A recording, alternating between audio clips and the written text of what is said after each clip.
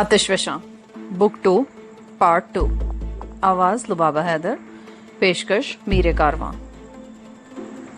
क्या तुम्हारे ख्याल में पुलिस उसे छोड़ देगी? मैंने पूछा। बड़े बड़े लोग उसकी सिफारिश बनकर आएंगे तो पुलिस को उसे छोड़ना ही पड़ेगा। वैसे हमारा कानून बड़ा अजीब है, बड़ी लचक है इसमें।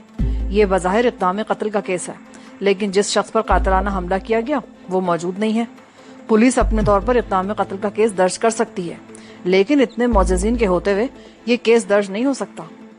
ठीक है कांग, वहाँ की सूरत हाल का जायजा लेते रहो। कोई और अहम बात मालूम हो तो मुझे बताना।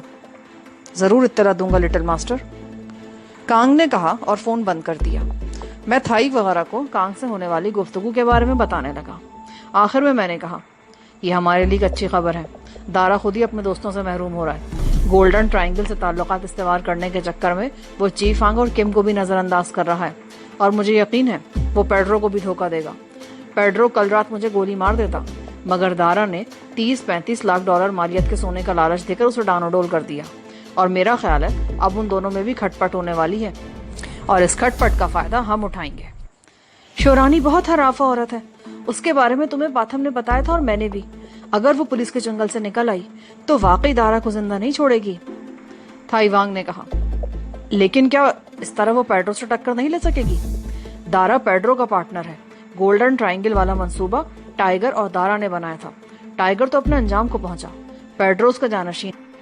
क्या वो इस मंसूबे से दस्तकश हो जाएगा, जबकि दारा ने उसे 30-35 लाख मालियत डॉलर सोने का लालच भी दिया है। अगरचे दारा इस सोने तक कभी नहीं पहुंच सकेगा, लेकिन उसने बहरहाल पेड्रो को तो इस जाल में फंसा लिया है, और मेरा ख्याल है पेड्रो भी हरगिज ये नहीं चाहेगा कि दारा को कोई नुकसान पहुंचे। वो हर कीमत पर उसकी हिफाजत करेगा। ये तो वक्त बताएगा कि क्या सूरत हाल सामने आती है। हमें तो सिर्फ इंतजार करना है, जानकी बोली। उस वक्त 11:15 बज रहे थे। नोविता जमाइयां लेती हुई उठकर कमरे में चली गई। जानकी भी उठने की तैयारी कर रही थी कि फोन की घंटी बजी। इस मर्तबा रिसीवर मैंने ही उठाया था। जवाब में कांग की आवाज सुनकर मैं चौंके बिना न रह सका। यकीनन कोई अहम बात थी। कांग बोल रहा हूँ लिटिल मास्टर। यस कांग, कोई खास बात? बहुत ही खास। शोरानी को गोलियों से छलनी कर दिया गया है बॉस। क्या? तफसील बताओ, ये सब कैसे हुआ? मैंने कहा और सामने बैठी हुई जानकी और थाई की तरफ देखने लगा। मेरे इस तरह उछलने पर उन दोनों के चेहरों पर भी तजस्सुस के आसार उभर आए थे। मैंने टेलीफोन सेट पर सफेद रंग का वो बटन दबा दिया जिससे सेट में लगे हुए स्पीकर का सिस्टम ऑन हो गया।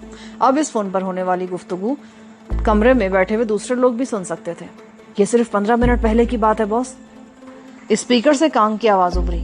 पहले जब मैंने तुम्हें फोन किया था, उसके बाद शहर के 3 और मुअज़्ज़िज़ीन शोरानी की सिफारिश बनकर पुलिस स्टेशन आए थे। शोरानी की अहमियत का अंदाजा तुम इस बात से भी लगा सकते हो कि उन लोगों को आधी रात के वक्त खुद पुलिस स्टेशन आना पड़ा। हालांकि टेलीफोन पर भी उनकी बात टाली नहीं जा सकती थी। बहरहाल 15 मिनट पहले वो लोग एक एक करके थाने से चले गए। आखिर में शोरानी उस जौहरी के साथ पुलिस स्टेशन से बाहर निकली, जिसका मैं पहले भी जिक्र कर चुका हूँ। शोरानी के होठों पर बड़ी दिलफरेब मुस्कुराहट थी, और वो जौहरी भी यूं गर्दन ताने चल रहा था जैसे उसने कोई बहुत बड़ा मार का सर कर लिया हो। वो दोनों पुलिस स्टेशन से निकलकर गेट से चंद गज आगे जौहरी की कार की तरफ बढ़ गए। रेस्टोरेंट के सामने खड़े हुए बहुत से लोग ये मंजर देख रहे थे, और फिर लोगों ने वो खौफनाक और दिल दहला देने वाला मंजर भी देखा। शोरानी और जौहरी कार में बैठे ही थे कि पीछे से आने वाली स्याह रंग की कार उनके करीब आकर रुक गई। उस कार में से 2 आदमी उतरे। उन दोनों के चेहरों पर नकाब थे और हाथों में ऑटोमेटिक राइफलें। उन्होंने अपनी कार से उतरते ही जौहरी की कार पर फायर खोल दिया। हमलावरों ने शोरानी और जौहरी पर पूरे मैगजीन खाली कर दिए और अपनी कार में बैठकर फरार हो गए। ये सारी कार्रवाई 1 मिनट में मुकम्मल हो गई थी। एक लम्हे को तो लोग कुछ समझ ही नहीं सके। मुझ पर भी सख्ते किसी कैफियत तारी हो गई थी, और जब होश आया तो सबसे पहले दूसरों की तरह मैं भी दौड़कर जौहरी की कार के करीब पहुंचा। कार तो छलनी हुई ही थी, वो दोनों भी छलनी हो गए थे। शोरानी के जिस्म में तो इतने सुराख हुए थे कि उन्हें गिनना भी शायद मुमकिन न हो। ओह, तुम्हारे ख्याल में हमलावर कौन हो सकते हैं?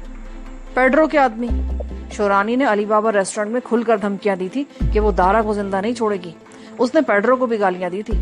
पेड्रो अपने किसी दुश्मन को जिंदा नहीं छोड़ता, और वैसे भी दारा आजकल उसका दस्तेराज बना हुआ है। वो दोनों आजकल बहुत किसी बड़े प्रोजेक्ट पर काम कर रहे हैं। पेड्रो किस तरह बर्दाश्त कर सकता है कि दारा को कोई नुकसान पहुंच जाए? कांग ने वही बात की थी जिस पर हम कुछ देर पहले तबसरा कर रहे थे। पुलिस का क्या ख्याल है? क्या पुलिस भी ये समझती है कि कातिलों का ताल्लुक पेड्रो ग्रुप से है? पुलिस ने अब तक इस पर कोई तबसरा नहीं किया। अभी तो उन दोनों की लाशें कार में ही पड़ी हुई हैं। पुलिस इस इलाके को घेरे में ले रही है। बड़ी खलबली मची हुई है। आला अफसरान को इस वाक़े की इत्तला कर दी गई है और मेरा ख्याल है कुछ ही देर में शहर की नाकाबंदी करके तमाम सड़कों पर चेकिंग शुरू हो जाएगी। क्या पुलिस उन लोगों को पकड़ सकेगी? नामुमकिन बॉस। हमलावरों ने जिस तरह कार्रवाई की थी उससे अंदाजा होता था कि वो तरबियत याफ्ता थे। ऐसी कार्रवाइयां बड़ी प्लानिंग से की जाती हैं। पुलिस अब इन लोगों की गर्द को भी नहीं पा सकेगी। वैसे तो वो लोग अब तक अपने महफूज ठिकाने पर पहुंच चुके होंगे। वैसे मेरा ख्याल है कि पुलिस इस दोहरे कत्ल का इल्जाम दारा और पेड्रो पर लगाने में देर नहीं करेगी। ठीक है कांग, अगर तुम्हें कोई दुश्वारी पेश ना आए तो मजीद मालूमात हासिल करने की कोशिश करो और अगर कोई प्रॉब्लम हो तो इस इलाके से निकल जाओ। Yes boss. मैंने रिसीवर रख दिया। जानकी और थाई वगैरह की तरफ मैं देखने लगा। उन्होंने भी सारी बातें सुनी थी, लेकिन कोई तबसरा करने के बजाय खामोश बैठी मेरी शक्ल देखती रही। मुझे शोरानी या उसके आशिक जौहरी के कत्ल का कोई अफसोस नहीं हुआ था। एक रात पहले ही तो मैंने उसके बारे में सुना था। सबसे पहले पाथम ने बताया था कि वो एक मसाजर थी, बेपनाह हसीन और जवान थी और उसने अपने हुस्न और शबाब से भरपूर फायदा उठाया था।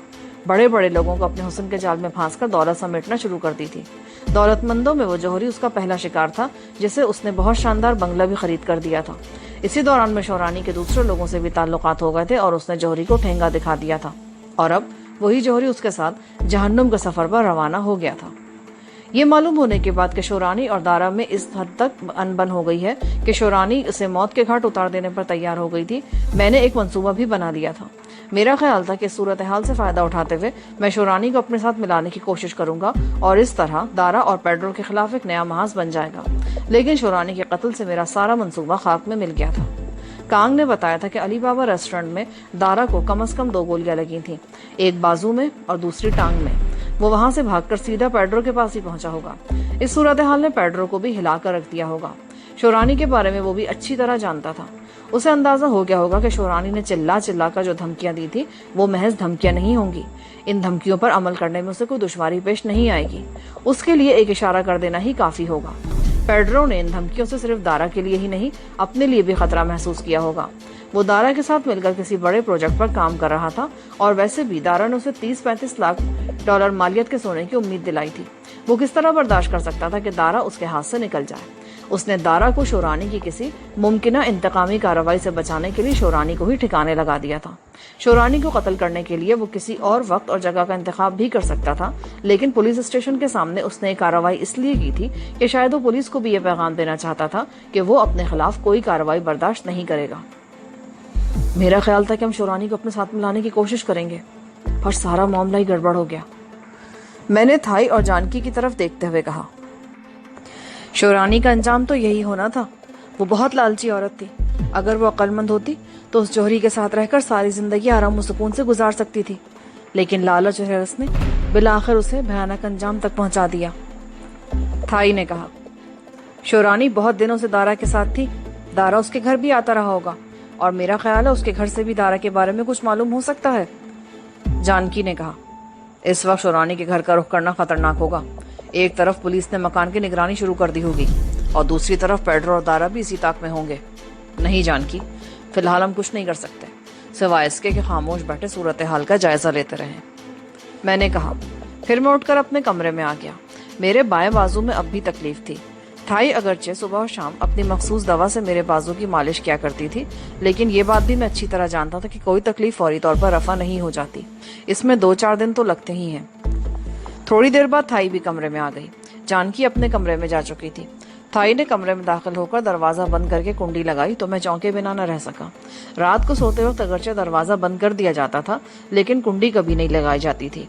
और आज जब मैंने थाई को देखा तो मुझे समझने में देर न लगी कि क्या मामला है।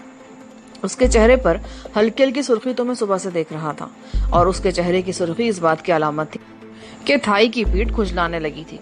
इसका मतलब था कि मेरी शामत आने वाली थी। थाई ने खिड़कियों के पर्दे सामने भी खींच दिए और मेरे पास आकर बेड पर बैठ गई। उसकी पुश्त मेरी तरफ थी। उसने पुश्त पर से कमीज ऊपर खींच ली। जरा मेरी पीठ खुजा दो, बहुत जलन सी हो रही है। मुझे थाई के साथ रहते हुए अरसा हो चुका था। उसे मैंने बिल्कुल बरहना हालत में भी देखा था। उसने मुझसे कभी हिजाब नहीं रखा था। बाज़ औक़ात तो ऐसा भी होता था कि वो मेरे सामने ही खड़े होकर कपड़े बदलने लगती थी, लेकिन थाई के बारे में मेरे जहन में कभी कोई ऐसा ख्याल नहीं आया था। उसकी तरफ देखते हुए मेरी आंखों में कभी मैल नहीं आया था। थाई मेरे साथ सोया करती थी। वो अक्सर मुझे अपने साथ लिपटा लिया करती थी, लेकिन मैंने कभी उसे आपे से बाहर होते नहीं देखा था।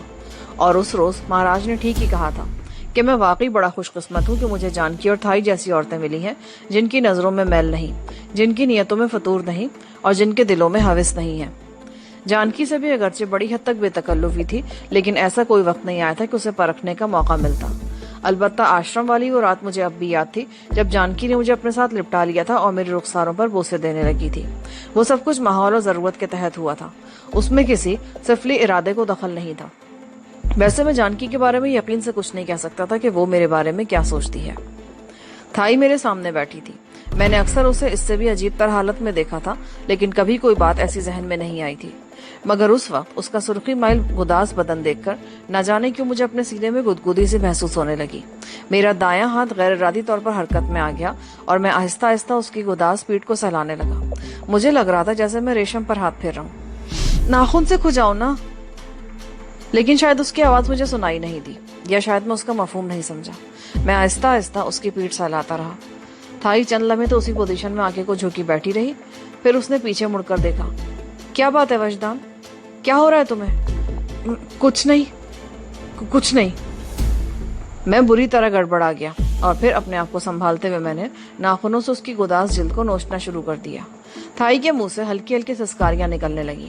میرا ہاتھ تیزی سے اس کی جلد کو نوچتا رہا۔ اس کے جسم پر میرے ناخنوں سے لمبی لمبی خراشیں سی پڑ گئیں اور پھر میں نے محسوس کیا کہ اس کے منہ سے کراہیں خارج ہونے لگی تھی۔ تھائی نے ایک بار پھر گردن گھما کر میری طرف دیکھا۔ اس نے کراہتے ہوئے کچھ کہا بھی تھا، لیکن میرا ہاتھ نہیں رکا۔ تھائی ایک دم بیڈ پر اوندھی ہو گئی۔ میرا ہاتھ ایک جھٹکے سے رک گیا۔ میں نے پہلی مرتبہ آنکھیں کھول کر دیکھا۔ میرے ناخنوں سے اس کے جسم پر لمبی لمبی خراشیں پڑ گئی تھی جن سے خون بھی رسنے لگا تھا۔ میں ایک جھٹکے سے بیڈ سے اتر گیا اور دروازہ کھول کر کمرے سے باہر نکل گیا۔ ہال میں رکنے کے بجائے برآمدے والا دروازہ کھول کر میں باہر آ گیا۔ چند سیکنڈ برآمدے میں کھڑا رہا اور پھر لان میں آ گیا۔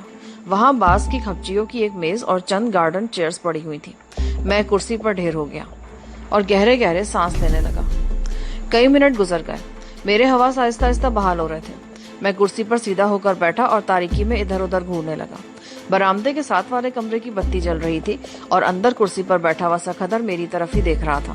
میں اٹھ کر بھیگی ہوئی گھاس پر ٹہلنے لگا۔ میرے حواس اب پوری طرح بحال ہو چکے تھے اور میں سوچ رہا تھا کہ مجھے کیا ہو گیا۔ نہ تو تھائی میرے لیے اجنبی تھی اور نہ ہی اس کا بدن۔ میں 20 مرتبہ اسے اپنے سامنے بے لباس دیکھ چکا تھا، اس سے لپٹ کر سویا تھا۔ کبھی میرے دل میں کوئی ایسا خیال نہیں آیا تھا، لیکن آج یکایک مجھ پر وحشت کیوں طاری ہو گئی تھی؟ میرا ذہن پراگندہ نہیں تھا، کوئی شیطانی خیال نہیں تھا، لیکن یہ سب کچھ کیوں ہوا؟ میں دیر تک بھیگی ہوئی گھاس پر ٹہلتا رہا اور پھر کرسی پر بیٹھ گیا۔ مجھے وقت گزرنے کا احساس نہیں ہوا۔ میں نے کرسی کے پشت سے ٹیک لگا کر آنکھیں بند کر لی۔ پھر اپنے کندھے پر ہلکا سا بوجھ محسوس کر کے میں نے آنکھیں کھول دی۔ میرے ذہن میں سکھدر کا خیال ابھرا تھا۔ میں نے سوچا شاید وہ بھی مجھے دیکھ کر باہر آ گیا ہے۔ میں نے سر اٹھا کر دیکھا تو چونک گیا۔ وہ تھائی وانگ تھی۔ شبنم پڑ رہی ہے، طبیعت خراب ہو جائے گی، چلو اندر آ جاؤ۔ میں کچھ کہے بغیر اٹھ گیا۔ باہر ٹھنڈ میں بیٹھے رہنے سے میرے بازو میں درد شروع ہو گیا تھا۔ تھائی مجھے کمرے میں لے آئی۔ میں نے سامنے لگی ہوئی گھڑی کی طرف دیکھا، 3:30 بج رہے تھے۔ تھائی نے پھر دروازہ بند کر دیا۔ میری شرٹ بالکل بھیگی ہوئی تھی۔ تھائی نے بچوں کی طرح مجھے اپنے سامنے کھڑا کر کے میری قمیض اتاری اور الماری سے دوسری شرٹ نکال کر پہنائی اور پینٹ باتھ روم میں لے جا کر ٹانگ دی۔ تمہاری یہ پینٹ بھی بھیگی ہوئی ہے، جاؤ بدل کر آ جاؤ۔ میں نے باتھ روم جا کر پینٹ تبدیل کی اور باہر آ گیا۔ تھائی گہری نظروں سے میری طرف دیکھ رہی تھی، پھر اس نے آگے بڑھ کر دونوں ہاتھ میرے کندھوں پر رکھ دیے۔ میں نے تھائی کی طرف دیکھا اور بے اختیار ہو کر اس سے لپٹ گیا۔ میرے منہ سے سسکی سے نکل گئی۔ تھائی مجھے لے کر بیڈ پر لیٹ گئی۔ میں اب بھی تھائی سے لپٹا ہوا تھا۔ میں نے اپنا چہرہ تھائی کے سینے میں چھپا لیا۔ وہ میرے بالوں میں انگلیاں پھیرنے لگی۔ میرے ذہن پر غنودگی سی طاری ہو رہی تھی اور پھر میں گہری نیند سو گیا۔ صورتحال سنگین سے سنگین تر ہوتی جا رہی تھی۔ دارا روپوش تھا، شاید کسی پناہ گاہ میں دبکا اپنا علاج کرا رہا ہوگا۔ پیڈرو نے قیامت برپا کر رکھی تھی۔ میرا ساتھی ہونے کی شک میں وہ اب تک کئی لوگوں کی ہڈیاں توڑ کر انہیں اپاہج بنا چکا تھا۔ اس کے آدمی بڑی سرگرمی سے مجھے تلاش کرتے پھر رہے تھے۔ پیڈرو اپنے آپ کو زیر زمین دنیا کا بے تاج بادشاہ سمجھتا تھا۔ وہ سمجھتا تھا کہ اس شہر کا کوئی بڑے سے بڑا بدماش بھی اس کے سامنے آنکھیں نہیں اٹھا سکتا، اونچی آواز میں بات نہیں کر سکتا، چہ کہ کوئی اس کے سامنے خم ٹھوک کر کھڑا ہو جائے اور اسے للکارے۔ اس کی حالت اس شیر جیسی تھی جس کے منہ سے اس کا شکار چھین لیا گیا ہو، اور حقیقت بھی یہی تھی۔ میں پرساد کو اس کے بنگلے سے اٹھا لایا تھا، اور صرف یہی نہیں بلکہ اس کا مقابلہ بھی کیا تھا، اور اسے 1-2 ایسی چوٹیں بھی لگائی تھی جنہیں وہ اب تک سہلا رہا ہوگا۔ मेरा बाजू ठीक हो चुका था। मैं बाहर निकलना चाहता था, मगर थाई उसकी इजाजत नहीं दे रही थी। उसका ख्याल था कि अभी बाहर निकलना मुनासिब नहीं है। प्रसाद के जख्म भी मुंदमिल हो चुके थे, लेकिन अभी भी वो इस काबिल नहीं था कि दारा या पेड्रो के गुंडों का मुकाबला कर सके। कांग वक्तन फवक्तन मुझे बाहर की इत्तलात फराहम करता रहता था, लेकिन वो भी पेड्रो के अंदरूनी हलकों में नहीं पहुंच सकता था। फिर एक रोज कांग ने मुझे जो इत्तला दी वो बड़ी तशवीशनाक थी। उस रात कांग और जानकी वगैरह तो जख्मी प्रसाद को टुक टुक में लेकर गए थे, जबकि मैं और सकदर पेड्रो की कार पर वहां से फरार हुए थे। रास्ते में हमें पुलिस ने रोका था और हम पुलिस को भी गच्चा देकर भाग निकले थे। पुलिस अगरचे उस रात से हमारी तलाश में थी, लेकिन उन्हें हमारे बारे में ठीक से मालूम नहीं हो सका था कि हम कौन हैं। वो पुलिस ऑफिसर सकदर से ही बातें करता रहा था और अब कांग की तरफ से ये इत्तला थी कि उस पुलिस ऑफिसर ने सकदर को एक मफरूर मुजरिम की हैसियत से शनाख्त कर लिया था। वो तकरीबन 3 साल पहले कत्ल करके भागा था। पुलिस रिकॉर्ड में उसकी तस्वीर मौजूद थी और पुलिस ऑफिसर ने उसे तस्वीर से ही पहचाना था। हम जिस गाड़ी में फरार हुए थे वो पेड्रो की मिल्कियत थी। बाद में वो गाड़ी पुलिस को थोरेट थाई रोड पर रेलवे स्टेशन के करीब मिली थी। उससे अगले ही रोज तो शोरानी को पुलिस स्टेशन से निकलते ही गोलियों से भून दिया गया था। पुलिस ने यह भी मालूम कर लिया था कि शोरानी के कत्ल से एक रात पहले सोए यूदी पर कोई हंगामा हुआ था, जिसमें शोरानी जख्मी हो गई थी। इस सारी सूरत हाल को मद्देनजर रखते हुए पुलिस ने यह नतीजा खस किया था कि उस रात जो 2 आदमी पेड्रो की गाड़ी लेकर भागे थे, उन्होंने ही अगले दिन शोरानी को कत्ल कर दिया था। उन्हें उन 2 आदमियों की तलाश थी जो उस रात पुलिस को धोखा देकर भागे थे। ये सूरत हाल खासी तशवीशनाक थी। अगर सकदर पकड़ा गया तो मामला गड़बड़ हो सकता था। पुलिस ने तुम्हें शनाख्त कर लिया सकदर? मैंने उसकी तरफ देखते हुए कहा, तुम्हारी तस्वीर पुलिस रिकॉर्ड में मौजूद है। अब तुम्हें तलाश करने में उन्हें ज्यादा दुश्वारी पेश नहीं आएगी। 3 साल में यह पहला मौका है कि किसी पुलिस वाले ने मुझे शनाख्त किया है। हालांकि मैं इन 3 बरसों के दौरान में पुलिस वालों के आसपास फिरता रहा हूँ, लेकिन बहरहाल कल सुबह जब वो पुलिस ऑफिसर मुझे अपने सामने देखेगा भी तो शनाख्त नहीं कर सकेगा। वो कैसे? मैंने पूछा। 3 साल पहले मुझे बाल बढ़ाने और दाढ़ी रखने का शौक हुआ था, लेकिन मेरी महबूबा को मेरा शौक पसंद नहीं आया। इस बात पर एक रोज हम दोनों में झगड़ा हुआ और मैंने उसका गला काट दिया। उसके बाद मैं चंद हफ्तों के लिए बैंकॉक से बाहर चला गया और जब वापस आया तो मैंने सर के बाल भी मंडवा दिए थे और दाढ़ी भी साफ करवा दी। उसके बाद मैं शहर में आजादी से घूमता रहा। कोई भी मुझे शनाख्त नहीं कर सका। कई मर्तबा इन पुलिस वालों से भी आमना सामना हुआ जो कत्ल के इस केस की तफ्तीश करते रहे, पर वो भी मुझे नहीं पहचान सके। चंद महीने पहले मैं महाराज के पास गया। मुझे फिर शौक हुआ और मैंने दाढ़ी रख ली और फिर बाल भी बढ़ा लिए।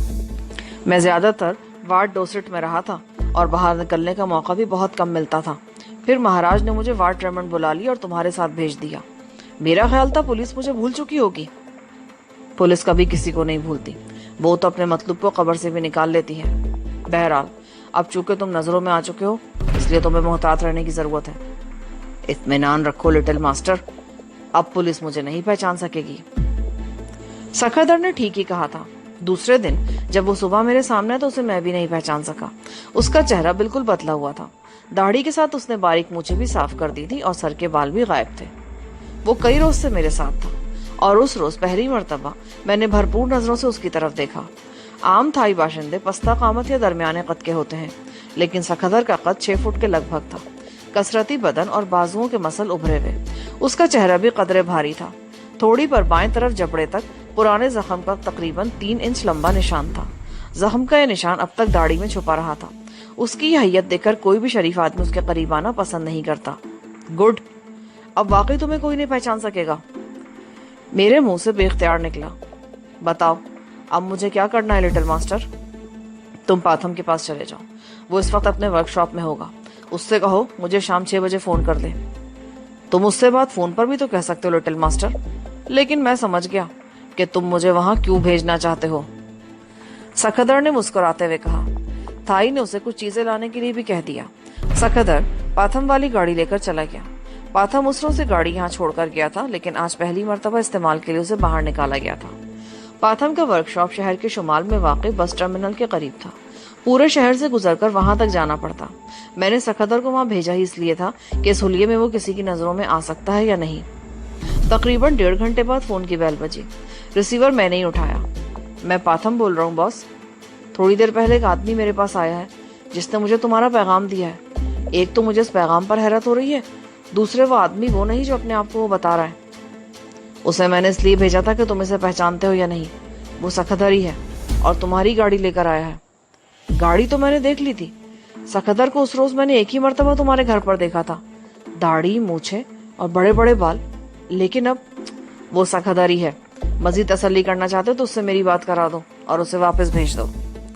होल्ड करे, बुलाता हूँ उसे मैं। पाथम ने कहा। चंद लम्हे खामोशी रही, फिर सखदर की आवाज सुनाई दी। मैंने उससे कहा कि वो वापसी पर शहर में घूमता फिरता हुआ आए, और फिर मैंने पाथम से बात करके फोन बंद कर दिया। ये मेरे लिए बड़ी खुशाइन बात थी कि सखदर को बदले हुए हुलिये में वो शख्स भी नहीं पहचान सका था जिसने सिर्फ 3-4 रोज पहले उसे देखा था। सखदर दोपहर 2 बजे के करीब वापस आया। उसने 3 शॉपिंग बैग्स थाई के हवाले कर दिए और मेरी तरफ देखते हुए बोला, तुम्हें हैरत होगी बॉस, आज दोपहर का खाना मैंने उस पुलिस ऑफिसर के साथ बैठकर खाया था जिसने उस रात हमें रोका था। क्या? तुम्हारा दिमाग तो खराब नहीं हो गया? मैं सच कह रहा हूँ बॉस, मुझे बड़े जोर की भूख लग रही थी। मैं एक रेस्टोरेंट में घुस गया। इत्तेफाक से जिस टेबल पर मुझे जगह मिली वहां वो पुलिस ऑफिसर भी बैठा हुआ था। वो यूनिफॉर्म में नहीं था, उसका एक दोस्त भी उसके साथ था। खाना खाते हुए हमने 2-3 मरतबा एक दूसरे की तरफ देखा। अगर उसने मुझे पहचान लिया होता तो वहीं पे मुझे धर लेता, लेकिन उसने तो शायद सोचा भी नहीं होगा कि जिस शख्स की उसे तलाश है वो उसके साथ बैठा मेज पर खाना खा रहा है। बहुत बड़ा रिस्क लिया था तुमने। अगर धर लिए जाते ना तो हमारा सारा मंसूबा खाक में मिल जाता। रिस्क तो लेना ही पड़ता है बॉस। बहरहाल ये इत्मीनान तो हो गया ना कि अब ना तो पुलिस मुझे शनाख्त कर सकती है और ना ही पेड्रो के आदमी। चलो, ये इत्मीनान तो हुआ, मैंने कहा। सखदर बातें तो मुझसे कर रहा था, लेकिन उसकी नजरें इधर उधर गर्दिश कर रही थी। इत्तेफाक से उस वक्त हॉल में मेरे सिवा और कोई नहीं था।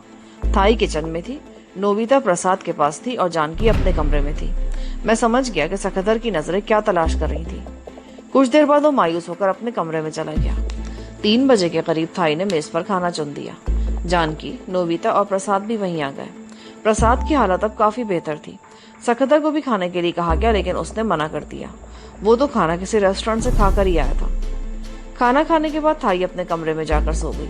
नोबिता भी प्रसाद के साथ कमरे में चली गई। जानकी मेरे पास बैठी बातें करती रही। मैंने पहली मर्तबा ये बात खास तौर से नोट की कि जानकी जब भी मेरी तरफ देखती तो उसकी आंखों में अजीब सी चमक उभर आती थी। ठीक 6 बजे पाथम की कॉल आ गई। यस बॉस, क्या हुक्म है? पेड्रो या दारा में से किसी का कुछ पता चला? वो दोनों कहाँ हैं? दारा तो अपने किसी बिल में घुसा हुआ है। पेड्रो पुलिस से बचने के लिए अपने आप को मुतहर्रिक रखे हुए। वैसे आजकल वो श्याम स्क्वायर पर वाक़ सनशाइन क्लब में देखा जाता है। ये दरअसल एक छोटा सा कसीनो है जहाँ बड़े पैमाने पर जुआ होता है। सुना है कोई बाहर का आदमी यहाँ से कभी जीत कर नहीं गया। वहाँ हसीन और नॉर्मल लड़कियां हैं जो बाजी पलटने में बड़ा अहम किरदार अदा करती हैं। पेड्रो को ज्यादा आमदनी ऐसी अड्डों से होती है, इसीलिए वो इन अड्डों का दौरा करता ही रहता है। इसका मतलब है कि वो आज रात भी वहाँ आएगा। आना तो चाहिए बॉस। ठीक है, तुम 9 बजे सनशाइन पहुंच जाओ। सखदर भी वहां होगा, मगर तुम दोनों दूसरे से कोई शनासाई जाहिर नहीं करोगे। अब मेरी बात तवज्जो से सुनो कि तुम्हें करना क्या है, मैंने कहा और चंद लम्हों की खामोशी के पास उसे समझाने लगा। मैंने फोन बंद किया और फिर 7 बजे के करीब मैंने सखदर को भी सब कुछ समझा बुझाकर सनशाइन भेज दिया। रात 10 बजे के करीब हम खाना खा रहे थे कि फोन की बेल बजी। जानकी ने रिसीवर उठाया। बात करते हुए उसका चेहरा एकदम पीला पड़ गया। मैं जल्दी से उसके करीब उठ कर गया और उसके हाथ से रिसीवर ले लिया। दूसरी तरफ पाथम था जो तेज तेज लहजे में बता रहा था कुछ। पाथम, मैं वजदान बोल रहा हूँ, शुरू से बताओ क्या बात है, तुम घबराए हुए क्यों हो? बहुत गड़बड़ हो गई बॉस। आधा घंटा पहले पेड्रो का छोटा भाई सामी कसीनो में दाखिल हुआ था। उसके पीछे ही मैंने महाराज के एक आदमी कांग को भी अंदर दाखिल होते देखा। वो कुछ देर तक इधर उधर देखता रहा, फिर ऊपर वाले हॉल की तरफ चला गया। कांग को तुम जानते हो? बहुत अच्छी तरह। वो टुक टुक चलाता है। कांग के ऊपर जाने के थोड़ी देर बाद ऊपर से फायरिंग की आवाज सुनाई दी और उसके फौरन ही बाद कांग की लाश सीढ़ियों पर से लुढ़कती हुई नीचे आ गई। उसे 3 गोलियां लगी थी, एक पेशानी में और 2 सीने पर। वो सीढ़ियों से नीचे पहुंचने से पहले खत्म हो चुका था। क्या? मैं उछल पड़ा। मेरे दिमाग में धमाके से होने लगे। क्या वो कांग ही था? यस बॉस, मैं उसे अच्छी तरह जानता हूँ। 2 साल पहले मैंने जिम्नेजियम में उससे मुए थाई की ट्रेनिंग भी ली थी। सखदर कहाँ है? जीने पर कांग की लाश गिरने के बाद वो ऊपर चला गया था। उसके बाद वो भी नजर नहीं आया। फायरिंग से कसीनो में भगदड़ मच गई थी। लोग खौफजदा होकर भाग निकले। चंद मिनट में ही सन्नाटा छा गया था। पूरा बाजार बंद हो चुका है। कसीनो वाली इमारत से मुल्क श्याम शॉपिंग सेंटर के तमाम गेट भी बंद कर दिए गए हैं। पुलिस अभी तक नहीं पहुंची। कांग की लाश अंदर ही पड़ी है। तुम कहाँ से बोल रहे हो? श्याम स्क्वायर से आगे रामावन रोड के चौराहे पर एक पब्लिक फोन बूथ से। तुम वहीं आसपास इंतजार करो, मैं आ रहा हूँ। ये कहते हुए मैंने कॉल काटी और मास्टर हुचन का नंबर डायल किया। दूसरी तरफ से फौरन ही कॉल पिक कर ली गई। मास्टर के एक शागिर्द ने कॉल रिसीव की थी। जिम्नेजियम में कांग के कत्ल की इत्तला पहुंच गई थी और मास्टर हुचन अपने चंद आदमियों के साथ श्याम स्क्वायर की तरफ जा चुका था। मैंने रिसीवर रख दिया। थाई और जानकी मेरी तरफ देख रही थी। उन्हें अंदाजा लगाने में कोई दुश्वारी पेश नहीं आई थी कि कोई गड़बड़ जरूर है। और जब मैंने उन्हें बताया कि कांग को कत्ल कर दिया गया है तो उन दोनों के चेहरे धुआं हो गए। मैं श्याम स्क्वायर जा रहा हूँ, मास्टर हुचन भी वहां पहुंच चुका होगा, मैं भी तुम्हारे साथ चलूंगी। थाई ये कहते हुए एक झटके से उठ गई। नहीं थाई, हो सकता है वहां मस्जिद को गड़बड़ हो, मैं अकेला ही जाऊंगा। लेकिन मैं जानता था कि ऐसी नाजुक और संगीन सूरत हाल में थाई मुझे अकेले नहीं जाने देगी। उसकी वजह से अगरचे मुझे कुछ उलझन पेश आ सकती थी, लेकिन मैं उसे रोकने में कामयाब नहीं हो सका। मैंने खंजर वाला स्ट्रैप अपनी दाईं पिंडली से बांध लिया और जूता पहनने लगा। जब मैं तैयार होकर उठा तो वो मुझसे पहले ही तैयार हो चुकी थी। उसने पिस्तौल अपनी पैंट की जेब में डाल लिया था। हम दोनों कमरे से बाहर निकल आए। जानकी गेट तक हमें छोड़ने आई। जैसे ही हम बाहर निकले उसने गेट बंद कर दिया। मैं और थाई तेज तेज कदम उठाते हुए टॉक्सन रोड वाले चौराहे पर आ गए, जहां से हमें फौरन ही टैक्सी मिल गई। हम जिस अंदाज में टैक्सी में बैठे, ड्राइवर समझ गया कि हम जल्दी में हैं। उसने टैक्सी झटके से आगे बढ़ा दी और रफ्तार बढ़ाता चला गया। मैंने उसे श्याम स्क्वायर चलने का कह दिया था। मजीद कुछ बताने की जरूरत नहीं थी। हम तकरीबन आधे घंटे बाद वहां पहुंचे थे। पुलिस ने उस इलाके को घेरे में ले रखा था और हमारी टैक्सी को भी रामावन रोड वाले चौराहे पर रोक लिया गया। मैंने किराया अदा किया और नीचे उतर गया। थाई भी दूसरी तरफ का दरवाजा खोलकर उतर गई थी। चौराहे पर बहुत से लोग जमा थे। पुलिस उन्हें श्याम स्क्वायर की तरफ जाने से रोक रही थी। पुलिस को पता चल गया था कि महाराज का एक आदमी मारा गया है, इसलिए सूरत हाल को मजीद बिगड़ने से रोकने के लिए कुछ इक़दाम किए गए थे। लोगों के हुजूम में पाथम मौजूद था। वो हमारे पास आ गया। मेरे पूछने पर उसने बताया कि महाराज के आदमी अभी तक नहीं पहुंचे थे और फिर ठीक उसी वक्त 2 छोटे पिकअप ट्रक वहां पहुंच गए। उन दोनों में महाराज के आदमी भरे हुए थे। अगले ट्रक पर मास्टर हुचन खड़ा था। पुलिस ने दोनों ट्रकों को रोक लिया। मैंने थाई को पाथम के पास रुकने को कहा और दौड़कर अगले ट्रक पर सवार हो गया। मास्टर ने मुझे देख लिया था। वो चीख चीख कर पुलिस वालों से बहस कर रहा था, लेकिन पुलिस वाले रास्ता देने को तैयार नहीं थे। वो हाथों में पकड़े हुए डंडों से ट्रक को पीछे ले जाने का इशारा कर रहे थे। मास्टर ट्रक से नीचे कूदा और उसने फिर दोनों ट्रकों के ड्राइवर से चीखकर ट्रक आगे ले जाने के लिए कहा। ट्रक एक झटके से हरकत में आए। पुलिस वाले उछलकर एक तरफ हट गए। मास्टर दौड़कर ट्रक के पायदान पर सवार हो गया। पुलिस वाले भी ट्रक के पीछे भागे। श्याम स्क्वायर से मुल्क बिल्डिंग के सामने भी पुलिस वाले खड़े थे। ट्रक रुकते ही लड़के कूदकर नीचे उतर आए। किसी के हाथ में हॉकी थी, किसी के पास तलवार, कोई खंजर बदस्त था और कुछ लड़कों के पास रिवॉल्वर या पिस्तौल वगैरह भी थे। पुलिस पार्टी के इंचार्ज इंस्पेक्टर ने उन्हें रोकने की बहुत कोशिश की तो मास्टर हुचन चीख कर बोला, ऑफिसर, हम पुलिस से उलझने नहीं जाते, हम अपने आदमी की लाश लेने आए हैं। अगर हमें रोकने की कोशिश की गई तो हम जबरदस्ती करेंगे और पूरे शहर की पुलिस भी हमें नहीं रोक सकेगी। ऑफिसर मास्टर हुचन को अच्छी तरह जानता था। वो महाराज की ताकत से भी वाकिफ था, लेकिन उसे अपनी ड्यूटी भी देनी थी। उसने बराए नाम मज़ाहमत की। लड़के पुलिस वालों को धक्के देते हुए कसीनो की इमारत में दाखिल हो गए। मैं भी मास्टर के साथ इमारत में घुस गया। कांग की लाश ऊपर वाले हॉल को जाने वाले जीने के करीब फर्श पर पड़ी थी। उसका चेहरा खून से तर था। एक गोली पेशानी और 2 सीने पर लगी थी। लाश के करीब कालीन पर खून जमा हुआ था। उसकी बेनूर आंखें छत को घूर रही थी। मैं लाश पर झुक गया। 2 आंसू मेरी आंखों से निकलकर लाश पर गिरे। मास्टर हुचन और बहुत से लड़के लाश के गिर्द जमा हो चुके थे। कुछ लड़के ऊपर चले गए थे। चंद ही मिनट बाद ऊपर से तोड़फोड़ की आवाजें सुनाई देने लगी। नीचे खड़े लड़कों ने भी कार्रवाई शुरू कर दी। फर्नीचर और रोलेट यानी जुआ खेलने के लिए इस्तेमाल होने वाली मशीनें वगैरह तोड़ दी गई। चंद पुलिस वाले भी अंदर घुस आए जो उन लड़कों को तोड़फोड़ करने से रोकने की कोशिश करने लगे, लेकिन लड़के बिखरे हुए थे। बाज लड़कों को पुलिस वालों से हाथापाई भी करनी पड़ी। मास्टर हुचन और मैंने कांग की लाश उठाई और बाहर की तरफ लप गए। उस वक्त चंद और पुलिस वाले अंदर घुस रहे थे। लाश को एक पिकअप ट्रक के फर्श पर लिटा दिया गया। पुलिस ऑफिसर चीख चीख कर मास्टर हुचन से कह रहा था कि वो अपने लड़कों को तकरीबकारी से रोके। बसूरत दीगर उसे भी कोई सख्त कदम उठाना पड़ेगा। मास्टर ने होठों पर उंगली दबाकर सीटी बजाई। इमारत में मौजूद लड़के दौड़ते और चीखते चिल्लाते बाहर आ गए और ट्रकों पर चढ़ने लगे।